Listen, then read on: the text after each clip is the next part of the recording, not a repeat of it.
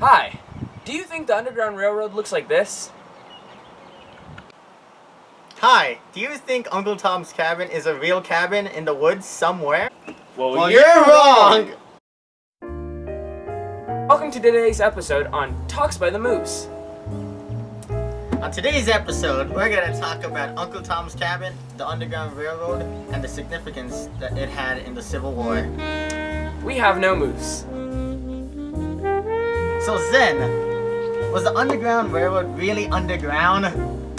No, it wasn't. The Underground Railroad was neither underground nor was it a railroad. It was in fact a network of secret routes and safe houses used by 19th century African American slaves to escape from their slave owners to free states and Canada. The term is also applied to those who helped the fugitives escape. Beginning in the colonial period, the Underground Railroad had its peak between 1850 and 1860.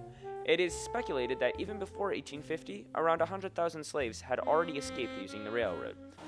What? The routes consisted of many different stations and depots where slaves could eat, sleep, and rest that were placed across the country. What led to the Underground Railroad were the abolitionists beginning to take action due to their belief that the anti-slavery tours and speeches were not doing anything to improve the situation. Rather than waiting for the slave owners to change, abolitionists began to help groups of usually 1 to 3 slaves escape north. Another cause was the Fugitive Slave Act, in which Congress led bounty hunters to go into the north and capture those suspected of being escaped slaves. Many people, whites, Native Americans, and blacks, were involved in the Underground Railroad. The people who led slaves between stations were called conductors. Stockholders were people who would give money and supplies to help the conductors. The people involved only knew about their part of the operation and not the whole scheme in an attempt to reduce infiltration. Wow, that's really interesting. I didn't know that. Some of the most prominent and most important conductors were William Still, often called the father of the Underground Railroad, Harriet Tubman, who made 19 trips to the South and freed more than 300 slaves, and Levi Coffin, a Quaker who helped more than 3,000 slaves. The importance of this is that it increased tensions between the North and the South, and it showed how some of the abolitionists would really take action. Wow, so it seemed like the Underground Railroad was very important and interesting to the Civil War.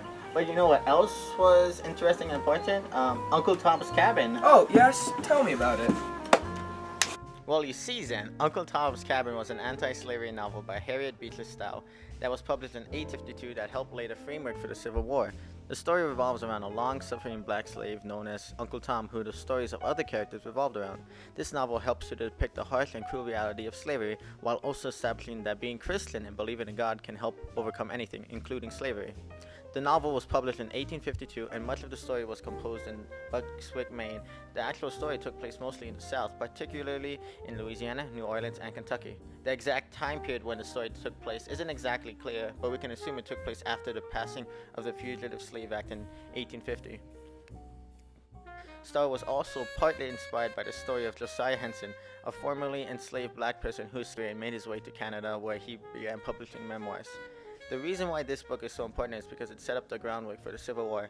As people read the book, they began to understand how harsh and cruel slavery truly is.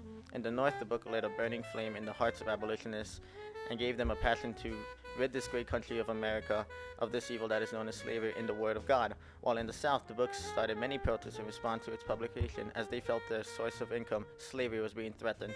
The book caused tensions between both the North and the South to grow more intense, as now both sides had a fire burning.